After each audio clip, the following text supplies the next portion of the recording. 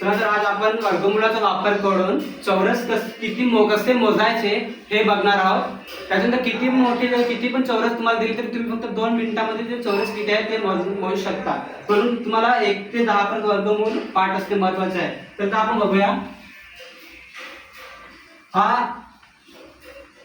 ह्याच्यामध्ये चौरस आहे म्हणून याची एक सोपी ट्रिक आहे ते कसं करायचं हे बघूया आपण। स्टार्टिंगला इथे आपण 1 2 3, त्यानंतर इकडे पण 1 2 3 म्हणून बघायचं एकाचा वर्ग किती आहे 1 आहे बरोबर, प्लस परत दोनाचा वर्ग किती आहे 4 प्लस परत 3 बरोबर, 3चा किती 9 म्हणून आता ते प्लस करून किती होतात हे याचे काय येणार टोटल चौरस येणार। म्हणून इथे किती आले 14, किती 14 म्हणून याचे जे पूर्ण आहे ते काय किती आहे 14 चौरस आहे बरोबर।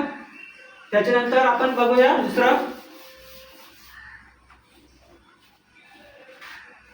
1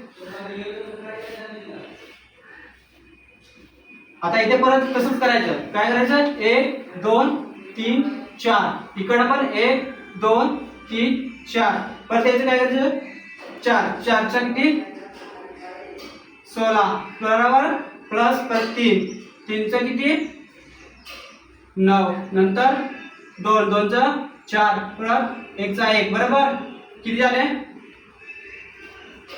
इकडे काय 20 आणि हे परत किती 30, किती झाले 30 म्हणून याच्यामध्ये किती चौरस आहे 30 चौरस आहे बरोबर।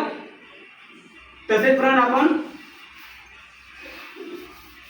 इकडे अजून एक आपण डबा जोडूया आणि इथे पण। आता मला सांग किती असतील, म्हणजे परत काय करायचं 1 2 3 4 5 इकडे पण 1 2 3 4 आणि 5 बरोबर, 5 चा 1 चा किती 1 बरोबर, प्लस 2 चा 4 3 चा 9 4 चा 16 आणि 5 चा 25 बरोबर। 16 मध्ये 4 निघाले किती 20 झाले बरोबर।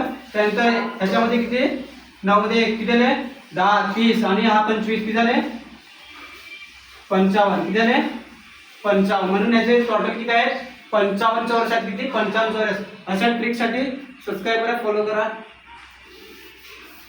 तर भेटूया नेक्स्ट व्हिडिओ मध्ये।